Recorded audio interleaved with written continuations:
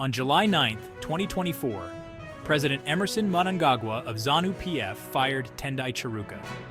Before we go any further, don't forget to like, subscribe, and turn on the notification bell so you don't miss any updates. Let's get right into it. Chiruka, the losing candidate for the Bulawayo Central constituency, has been barred from holding any party position. The suspension comes in the wake of allegations tying Chiruka to illegal vending activities. This significant announcement was made by Bulawayo's deputy provincial chairman, Victor Mpofu.